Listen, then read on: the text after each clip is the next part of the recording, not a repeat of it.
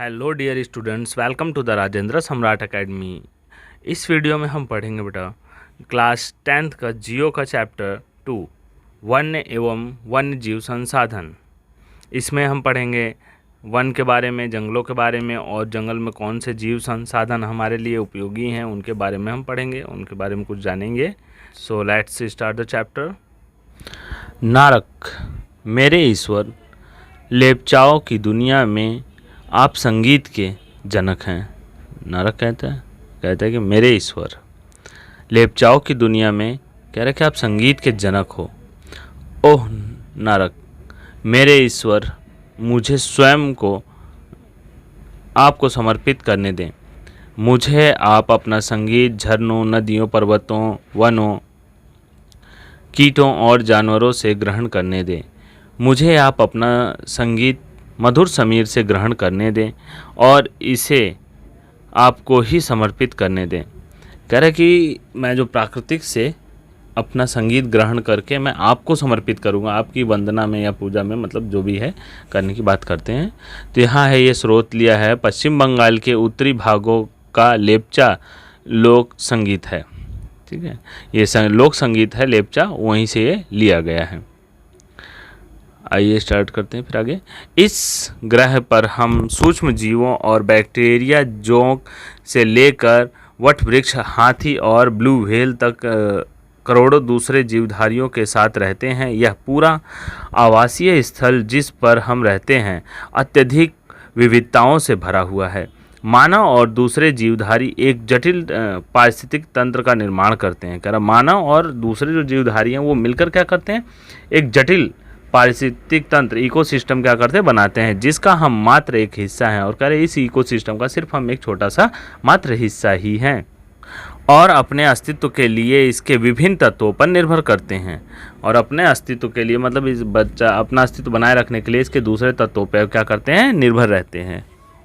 उदाहरणतः वायु जिसमें हम सांस लेते हैं, जल जिसे हम पीते हैं और मृदा जो अनाज पैदा करती है, जिसके बिना हम जीवित नहीं रह सकते। पौधे, पशु और सूक्ष्म जीव इनका पुनः सृजन करते हैं। पौधे और जो सूक्ष्म जीव हैं ये इनका क्या करते हैं, पुनः सृजन करते हैं। जैसे कि हवा है, हवा हम बिना सांस लिए तो रह नहीं सकते, इसलिए हमें क्या है कि इकोसिस्टम में रहना पड़ता है। जल है जिसे पानी है, हम पिए बिना नहीं रह सकते, उसका हमें उपयोग बहुत ज़्यादा होता है। मिट्टी है, मृदा है, उसमें अनाज है, खेती है, सब चीज़ें हैं जिसके बिना हम जीवित नहीं रह सकते। पौधे, पशु, सूक्ष्म जीव ये क्या हैं, डायरेक्ट इनडायरेक्ट रूप से उसमें हेल्प करते हैं उनको रिसाइकिल करने के। वन पारिस्थितिक तंत्र में महत्वपूर्ण भूमिका निभाते हैं। क्योंकि ये प्राथमिक उत्पादक हैं जिन पर दूसरे सभी जीव निर्भर करते हैं। प्राथमिक उत्पादक जैसे कि वो होते हैं जो मतलब सबसे पहले स्वयं अपना भोजन जो बना रहे हों। जैसे कि पेड़ पौधे हैं, सूर्य ऊर्जा से क्या करते हैं, अपना भोजन बनाते हैं। अब वो अपने पढ़ाई है कि फोटोसिंथेसिस के थ्रू ये अपना प्रकाश संश्लेषण क्रिया करके अपना भोजन स्वयं बना लेते हैं। अब इन पे जो आश्रित होते हैं वो द्वितीय स्तर में आ जाते हैं। आगे देखिए, वन्य जीवन और कृषि फसल उपजातियों में अत्यधिक जैव विविधताएं पाई जाती हैं। यह आकार और कार्य में विभिन्न है, परंतु अंतर्भिन्नताओं के जटिल जाल द्वारा एक तंत्र में गुथी हुई हैं। कह रहे हैं कि एक दूसरे से जुड़े हुए हैं। भिन्नता तो बहुत है लेकिन एक दूसरे से क्या आंतरिक रूप से ये जुड़े हुए हैं। अगली हेडिंग हमारी थी भारत में वनस्पति जात और प्राणी जात।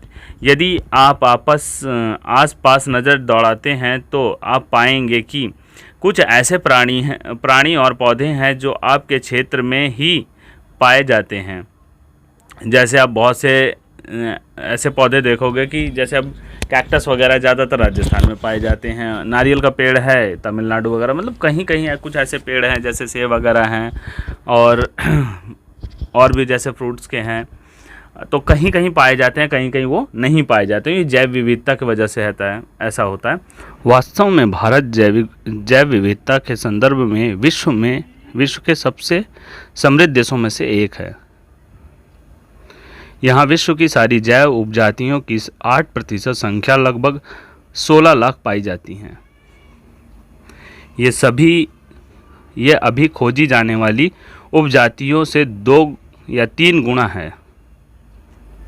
आप पहले ही भारत में पाए जाने वाले वनों और वन्य जीव संसाधनों के क्षेत्रफल और किस्मों के बारे में पढ़ चुके हैं। आपने सोचा होगा कि इन संसाधनों का आपके दैनिक जीवन में क्या महत्व है। कह रहे कि मतलब जो जंगलों से हमें मिलते हैं संसाधन, जीव है, प्राणी हैं, जो जो भी किस्म मिलती हैं, हमारे जीवन में मतलब इसका क्या उपयोग है। ये विविध वनस्पति जात, प्राणी जात हम हमारे हर रोज़ के जीवन में इतने गुथे हुए हैं कि इसकी कदर नहीं करते। कह रहा है कि ये हमसे इतने जुड़े हुए हैं कि डायरेक्ट या इनडायरेक्ट जुड़े हुए हैं और हम इसकी कदर नहीं करते। परंतु पर्यावरण के प्रति हमारी असंवेदना के कारण पिछले कुछ समय से इन संसाधनों पर भारी दबाव पड़ा है। कह रहा है कि जो पर्यावरण के प्रति जो हमारी मतलब संवेदना नहीं है, असंवेदना है, मतलब उसके उत्तरदायी नहीं है, या फिर हम उसके थ्रू इतने मतलब एक्टिव नहीं है, या फिर उसके बारे में हमें जानकारी नहीं होती जिससे हम उसको सुरक्षा कर पाएँ या फिर हम उसके बारे में कुछ सोच पाएँ। तो ये क्या कर रहा है कि हमारा इन्वायरमेंट का एक कहीं ना कहीं नुकसान पहुंचाता है। अपने क्षेत्र में मानव और प्राकृतिक के समन्वयी संबंधों पर प्रचलित कहानियों के बारे में पता लगाएं। कह रहे हैं कि अपने क्षेत्र में जो भी कहानियाँ प्रचलित हैं उन कहानियों के बारे में क्या करो, थोड़ा पता लगाओ। तो ये तो आपका ही काम है, पता लगा लेना। कुछ अनुमान यह कहते हैं कि भारत के 10% वनस्पति और 20% स्तनधारियों को लुप्त होने का खतरा है। कह रहे कि इतने लोगों को यहाँ पे लुप्त होने का खतरा है। इनमें से कई उपजातियाँ तो नाजुक अवस्था में हैं। नाजुक अवस्था मतलब एकदम ख़त्म होने की कगार पे हैं और लुप्त होने के कगार पर हैं। इनमें चीता, गुलाबी सिर वाली बत्तख, पहाड़ी कोयल और जंगली चीतीदार उल्लू और मधुका इनसिग्नस महुआ की जंगली किस्म और हुबर्डिया हेप्टान्यूरो घास की प्रजाति जैसे पौधे शामिल हैं। ये सब क्या है, लुप्त कगार पे हैं। इसको हाईलाइट कर लो। वास्तव में कोई भी नहीं बता सकता कि अब तक कितनी प्रजातियां लुप्त हो चुकी है। कह रहे कितनी प्रजातियां लुप्त हो गई हैं, ये सब किसी ने देखा थोड़ी ना, ध्यान ही नहीं दिया। और पर्यावरण नुकसान होने की वजह से वो कितनी प्रजातियां जा चुकी हैं यहाँ से। आज हमारा ध्यान अधिक बड़े और दिखाई देने वाले प्राणियों और पौधे के लुप्त होने पर अधिक केंद्रित है। अब जो बड़ी बड़ी प्रजातियां होती हैं जिसको हम देख पाते हैं, तो अगर वो लुप्त होने लगती है तो हम उसको रिसर्च कर लेते हैं, उसके बारे में पता करते हैं कि ये लुप्त हो रही है, कौन सी कम प्रजातियाँ दिख रही हैं, तो उसको हम समझ पाते हैं। जो दिखाई नहीं देती सूक्ष्म जीव हैं और जो छोटी छोटी प्रजातियाँ हैं वो क्या होती हैं कि इतनी लुप्त होती जाती हैं, आती जाती हैं, हमें पता ही नहीं चलता। लेकिन जो हम देख सकते हैं उन्हीं को खाली बता सकते हैं। परंतु छोटे प्राणी जैसे कीट और पौधे भी महत्वपूर्ण होते हैं। कह रहे कि छोटे पौधे और कीड़े मकोड़े भी क्या हैं, बहुत ही इम्पॉर्टेंट होते हैं। नेक्स्ट पेज पे आते हैं। यहाँ दिया है लुप्त होते वन। भारत में जिस पैमाने पर वन कटाई हो रही है विचलित कर देने वाली बात है। अब भारत में क्या है कि बहुत ही ज़्यादा उस पे कागार पे क्या जंगलों को काट काट के लोग क्या कर रहे हैं, जंगल काट के रोड बना दे रहे हैं, घर बना रहे, बिल्डिंगें बना रहे हैं, मैदान बना रहे हैं, अलग अलग चीज़ों का निर्माण करते जा रहे हैं जिससे प्राकृतिक पे बहुत ही नुकसान पहुंच सकता है। देश में वन आरक्षण के अंतर्गत अनुमानित 79.42 मिलियन हेक्टेयर क्षेत्रफल है। कह रहे कि अनुमानित जो देश में क्षेत्रफल है 89.42 मिलियन हेक्टेयर है। यह देश के कुल भौगोलिक क्षेत्रफल का 24.16% हिस्सा है।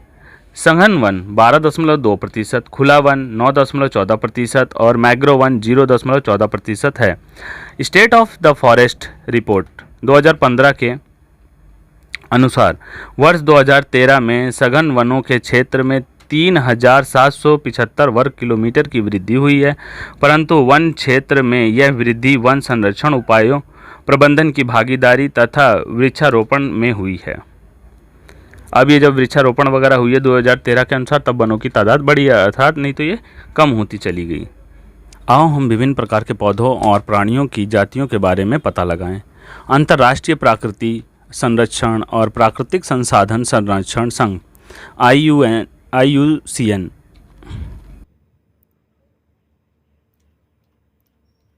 के अनुसार आपको निम्नलिखित श्रेणियों में विभाजित किया जा सकता है। कह रहे कि जो इनको है, जितने भी मतलब प्राणी हैं, पौधे हैं, इनको क्या है कि IUCN ने अलग अलग प्रकार में इनको बांट दिया है इनके अनुसार। जैसे सामान्य जाति, अब एक सामान्य जैसे जाति थी, वे जातियां हैं जिनकी संख्या जीवित रहने के लिए सामान्य मानी जाती है। जीवित रहने के लिए उनकी जनसंख्या सामान्य मानी जाती है। जैसे पशु, साल, चीड़ और कृंतक, रोडेट्स इत्यादि। ये पेड़ जो पशु है, इनकी भी एक सामान्य उम्र निश्चित होती है।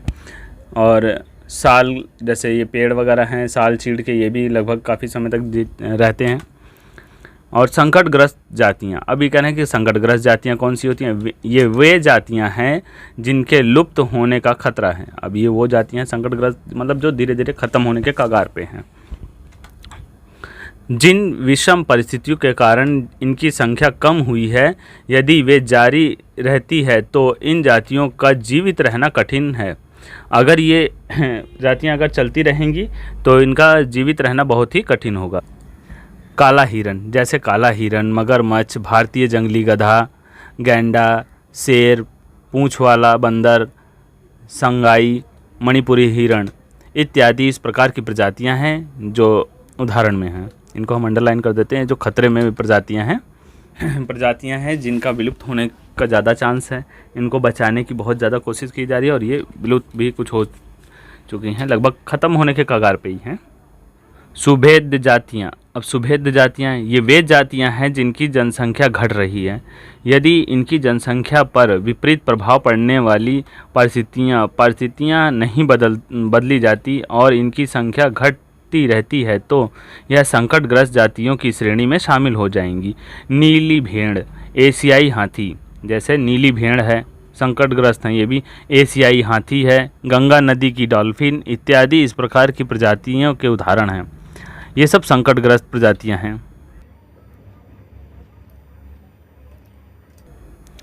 दुर्लभ जातियां, जो बहुत ही मुश्किल से मिलती हैं, उनको हम दुर्लभ कहते हैं। दुर्लभ जातियों में से कौन कौन से आते हैं देखते हैं। इन जातियों की संख्या बहुत कम या सुभेद्य हैं और यदि इनको प्रभावित करने वाली विषम परिस्थितियां नहीं परिवर्तित होती तो यह संकटग्रस्त जातियों की श्रेणी में आ जाती हैं। अगर इनका मतलब सुरक्षण नहीं किया जाता, अगर इनको नहीं देखभाल की जाती तो ये क्या होगा, संकटग्रस्त प्रजातियों में चली जाएंगी। ये आसानी से क्या है, भेद है, मतलब शिकार कर सकते हैं और सब खत्म हो सकती है। ये स्थानिक जातियाँ, प्राकृतिक या भौगोलिक सीमाओं से अलग विशेष क्षेत्रों में पाई जाने वाली जातियाँ। यहाँ जातियाँ कौन कौन सी हैं? अंडमानी टील, निकोबारी कबूतर, अंडमानी जंगली सूअर और अरुणाचल के मिथुन इन जातियों के उदाहरण हैं। अब ये सब जातियाँ क्या है, स्थानीय जातियाँ हैं जो विलुप्त हो सकती हैं।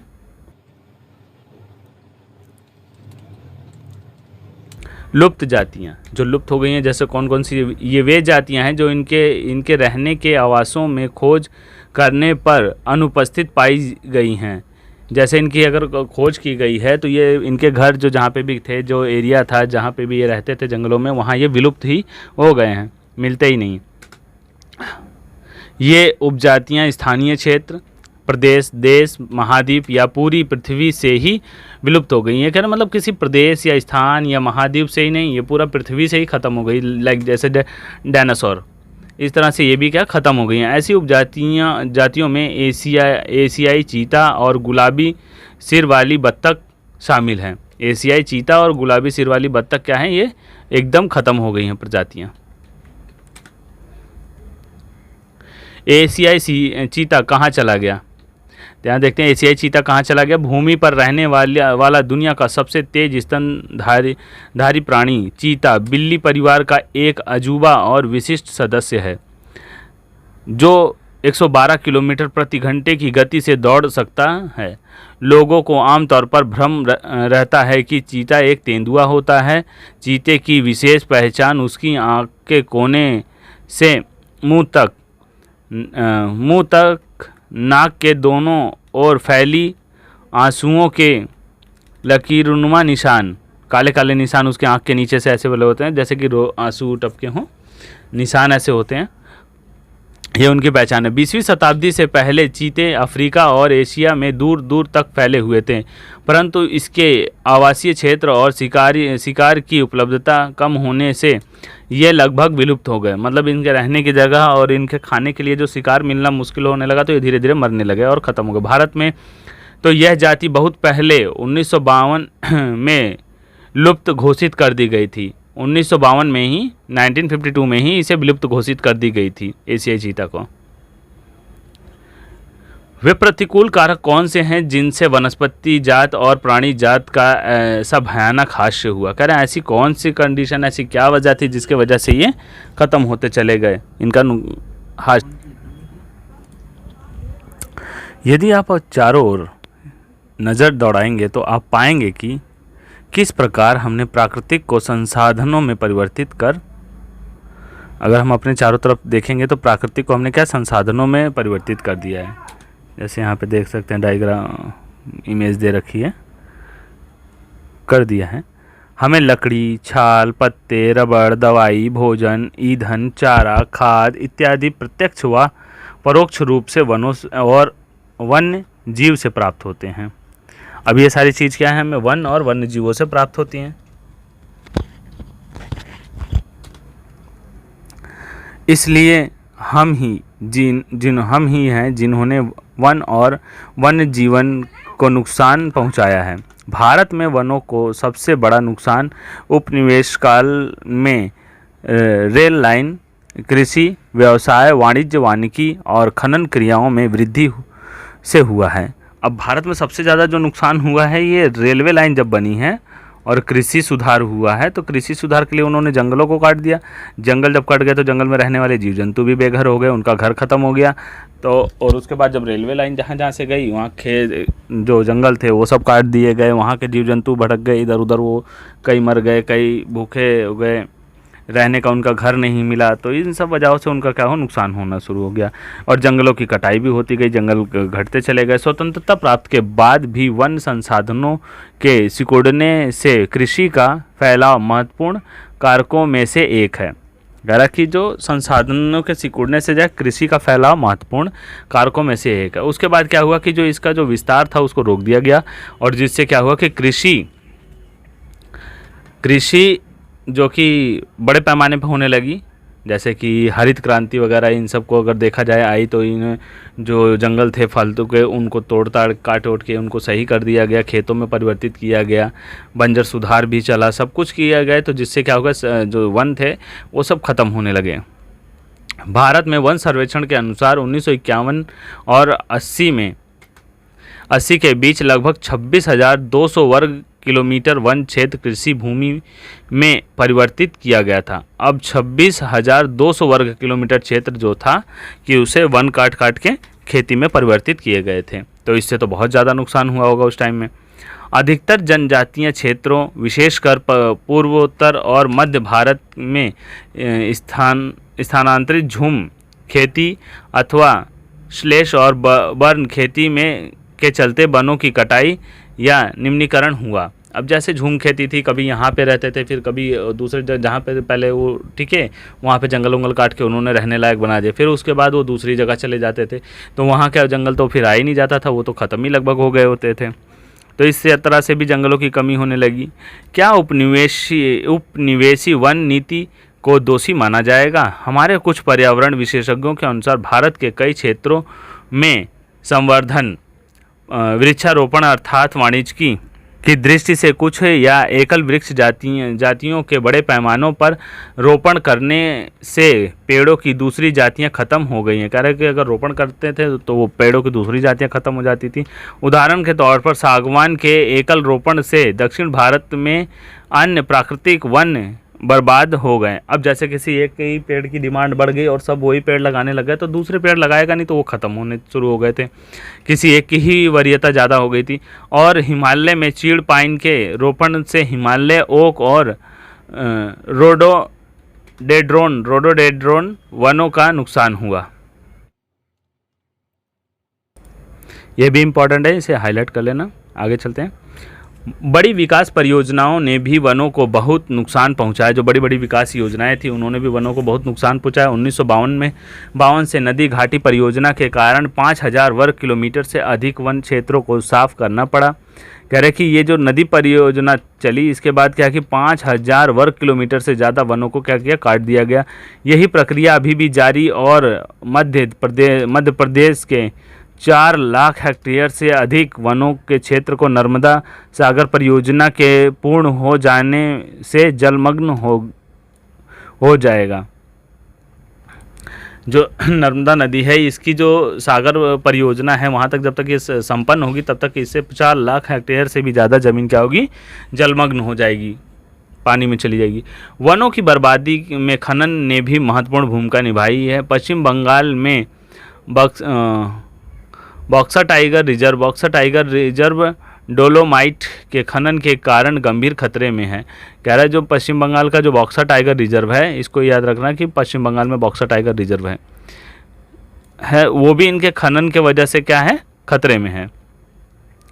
इसमें कई प्रजातियों के प्राकृतिक आवासों को नुकसान पहुंचाया है और कई जातियों जिसमें भारतीय हाथी भी शामिल है के आवागमन मार्ग को बाधित किया गया। अब जहाँ पे खुदाई चल रही थी वहाँ इनका आना जाना बंद हो गया था।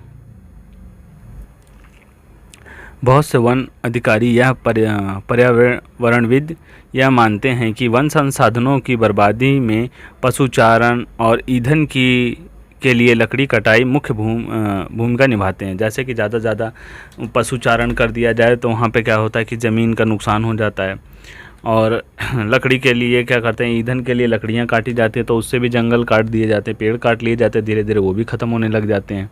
यद्यपि इनमें कुछ सच्चाई हो सकती है, परंतु चारे और ईंधन हेतु लकड़ी की आवश्यकता पूर्ति मुख्यतः पेड़ की टहनियाँ काटकर की जाती है, ना कि पूरा पेड़ काटकर। कह रहे कुछ इसमें सच्चाई हो सकती है कि ज़्यादातर तो यहाँ टहनियाँ काट के की जाती है, ना कि पूरा पेड़ ही काट दिया जाता है।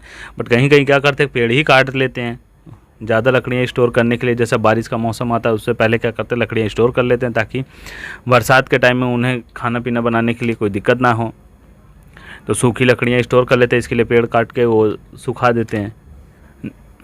वन पारिस्थितिकी तंत्र देश के मूल्यवान वन पदार्थों, खनिज और अन्य संसाधनों के संचय कोष हैं जो तेज़ी से विकसित होती है। औद्योगिकी शहरी अर्थव्यवस्था की मांग की पूर्ति के लिए बहुत महत्वपूर्ण है। ये आरक्षित क्षेत्र अलग अलग लोगों के लिए अलग अलग मायने रखते हैं और विभिन्न वर्गों के बीच संघर्ष के लिए अनुकूल परिस्थिति पैदा करते हैं। कह रहे हैं कि अलग अलग लोगों के बीच ये आरक्षित क्षेत्र जो हैं विभाजित होते हैं और उनके बीच संघर्ष के लिए क्या अनुकूल परिस्थिति पैदा करते हैं। जैसे कि औद्योगिकी शहर जो होते हैं ना, अर्थव्यवस्था में जैसे बिजनेस डाल दिया, अर्थव्यवस्था डेवलप करने के लिए कोई ना कोई कंपनी डाल दी, तो उन्हें भी वनों से बहुत चीज़ों की आवश्यकता पड़ती है। और ये आरक्षित क्षेत्र होते हैं, अलग अलग लोगों के लिए अलग अलग मायने रखते हैं। जो आरक्षित क्षेत्र होते हैं उनको अलग मायने से किसी को यूज करना है, किसी को अलग मायने से। अपने लिए बड़े बड़े औद्योगिक क्षेत्र होते हैं तो पेड़ों की लकड़ियों को सुरक्षित करने के लिए आरक्षित क्षेत्र घोषित भी कर सकते हैं, और सरकार उन्हें बचाने के लिए आरक्षित क्षेत्र घोषित कर सकती है, तो उसमें जाना वर्जित होता है।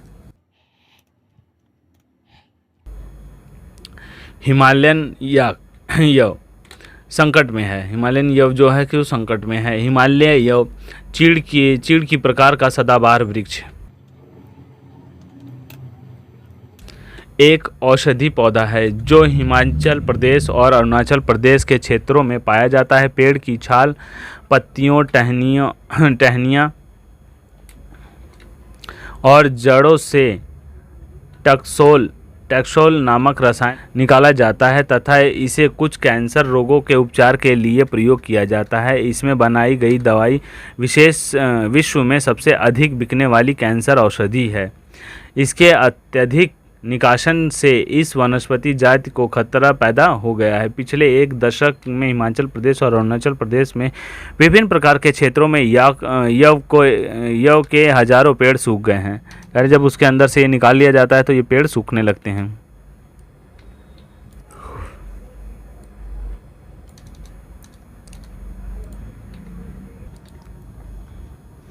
भारत में जैव विविधता को कम करने वाले कारकों में वन्य जीव के आवास का विनाश, जंगली जानवरों का मारना व अखेटन, पर्यावरणीय प्रदूषण व विषाक्तीकरण और दानव नल आदि शामिल हैं। जैसे दे रखा है, भारत में जैविक विविधता को कम करने वाले कारकों में वन्य जीवों के आवास का विनाश, जंगली जानवरों को मारना व अखेट, पर्यावरणीय प्रदूषण व विषाक्तीकरण और दानव नल आदि शामिल हैं। अब जैसे उनको मार दिया गया, उनका आवाज़ ख़त्म हो जाना, तब भी वो नहीं रह पाए, जिसके वजह से जंगलों से वो बाहर भटकने लगे तो उनका शिकार कर लिया गया। पर्यावरण प्रदूषण के कारण कुछ मर गए, कुछ मतलब दानव नल, जैसे जंगलों में आग लग गई, गर्मी के सीज़न में जैसे आग लग जाती है, बहुत से जानवर एक जंगल के साथ ही ख़त्म हो जाते हैं जल के। तो ऐसी ऐसी कंडीशन आ जाती है जो प्राकृतिक आपदाएं हैं, जिनकी वजह से ये नुकसान हो जाता है। और उसके बाद इंसान जो इन्हें मार डालते हैं, शिकार कर लेते हैं, इससे भी है। पर्यावरण विनाश के अन्य मुख्य कारकों में संसाधनों का असमान बंटवारा व उनका असमान उपयोग, पर्यावरण के रख रखाव की जिम्मेदारी में असमानता शामिल है। अब इनके रख रखाव की भी दिक्कत होती है, असमानता होती है, कहीं रख रखाव सही से हो जाता है, कहीं नहीं हो सकता है। अब जैसे कि भारत का जो फिजिकल अगर देखा जाए, भौतिक स्वरूप देखा जाए, तो कहीं पे अलग है, कहीं पे अलग है। भौतिक स्वरूप बहुत जगह अलग अलग है भारत का, तो हर जगह संभव नहीं हो पाता कि इनकी रक्षा कर पाएँ, सुरक्षा दे पाएँ। आमतौर पर विकासशील देश में पर्यावरण विनाश का मुख्य दोषी अत्यधिक जनसंख्या को माना जाता है। जो विकसित प्रदेश हैं उनमें क्या है, ज़्यादा जनसंख्या ही क्या है इनके विनाश का कारण है। यद्यपि एक अमेरिकी नागरिक का औसत संसाधन उपयोग सोमाली नागरिक के औसत उपभोग से 40 गुना ज़्यादा है। इसी प्रकार शायद भारत के 5% धनी लोग 25% गरीब लोगों की तुलना में अपने संसाधन उपभोग द्वारा पर्यावरण को अत्यधिक नुकसान पहुंचाते हैं। कह रहे जो 5% अमीर लोग हैं ना, वो 25% से ज़्यादा नुकसान पहुंचाते हैं अपने संसाधन के लिए खाली। तथा इन 5% लोगों की पर्यावरण रखरखाव में भी कोई जिम्मेदारी नहीं है। ये 5% लोग पर्यावरण के रखरखाव में भी कोई जिम्मेदारी नहीं देते। प्रश्न यह है कि कौन क्या कहाँ से और कितना उपभोग कर रहा है। कह रहे हैं कि कौन कहाँ से कितना उपभोग कर रहा है, ये कैसे पता लगेगा। वनों और वन्य जीवन का विनाश मात्र जीव विज्ञान का विषय ही नहीं है। जैव संसाधनों का विनाश सांस्कृतिक विविधता के विनाश से जुड़ा हुआ है। जैव विनाश के कारण कई मूल जातियों और वनों पर आधारित समुदाय निर्धन होते हैं। कह रहा है कि जो जंगली जनजातियाँ होती हैं वो लगभग निर्धन ही होती हैं और आर्थिक रूप से हाशिए पर होती हैं। मतलब बहुत ही कमी, मतलब आर्थिक रूप से वो बहुत ज़्यादा ही क्या होते हैं, कमज़ोर होते हैं। यह समुदाय खाने पीने, औषधि, सांस्कृतिक और आध्यात्मिक इत्यादि के लिए वनों और वन्य जीवों पर निर्भर रहते हैं।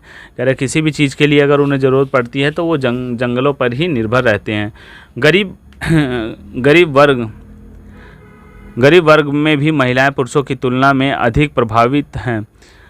कई समाजों में खाना, चारा, जल और अन्य आवश्यकताओं की वस्तुओं को इकट्ठा करने की मुख्य जिम्मेदारी महिलाओं की ही होती है। कह रहा है कि जो पारिवारिक जीवन है, घर जो जंगली में उसमें है, भोजन इकट्ठा करना, लकड़ियाँ, खाना पकाना, ये सारी क्या है, महिलाओं के ऊपर ही जिम्मेदारी। जैसे ही इन संसाधनों की कमी होती जा रही है, महिलाओं पर कार्य भार बढ़ता जा रहा है। जैसे जैसे संसाधन कम होते जा रहे हैं, अब इनको पूरा करने में इन्हें क्या समस्या होती जा रही है। और कई बार तो उनको संसाधन इकट्ठा करने के लिए 10 किलोमीटर से भी अधिक पैदल चलना पड़ता है। अब जब उनके घर के आसपास के संसाधन खत्म होते जा रहे हैं, जंगल खत्म होते जा रहे हैं, तो दूर वो जंगलों में जाके लकड़ी वगैरह तोड़ के लाती थी और भी चीज़ें, शिकार वगैरह जैसे होता था, ये सब करती थी। इससे उन्हें गंभीर स्वास्थ्य समस्याएं झेलनी पड़ती थी। अब ज़्यादा काम करना पड़ता था, आना जाना दूर तक धूप में, और जैसे भी अवस्था में थे तो इन्हें ज़्यादा काम करने की वजह से क्या, इन्हें गंभीर समस्याओं का सामना करना पड़ता था। इसमें उन्हें गंभीर व्यवस्था समस्याएं झेलनी पड़ती थी। काम का समय बढ़ने के कारण घर और बच्चों की उपेक्षा ही होती थी। कह रहे हैं कि काम ज़्यादा हो जाता था तो इससे बच्चों की देखभाल नहीं कर पाते थे, जिसके गंभीर सामाजिक परिणाम हो सकते हैं। वन कटाई के परोक्ष परिणाम। अब कह रहा है कि वन कटाई की जो परोक्ष परिणाम है, जैसे सूखा और बाढ़, भी गरीब तबके को सबसे अधिक प्रभावित करती है। इस स्थिति में गरीब पर्यावरण निम्नीकरण का सीधा परिणाम होता है।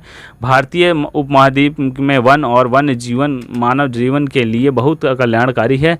अतः यह आवश्यक है कि इन वन और वन्य जीवन के संरक्षण के लिए सही नीति अपनाई जाए। कह रहे कि जो गरीब होता है, बाढ़ वगैरह आ गई तो सबसे पहले उनके घर बह जाते हैं, कच्चे घर होते हैं, झोपड़पट्टी होती हैं। अमीर तो बढ़िया अपना घर बना लेता है, चाहे बाढ़ आए चाहे भूकंप, तब भी वो जल्दी नहीं नुकसान होता। ठीक है, इसी के साथ हम इस वीडियो को यहीं तक करते हैं। इसका सेकंड पार्ट वीडियो में आगे से हम पढ़ेंगे। Okay, thank you students. Video को लाइक एंड शेयर करना ना भूलें। जिसने चैनल को सब्सक्राइब नहीं किया वो सब्सक्राइब कर लें।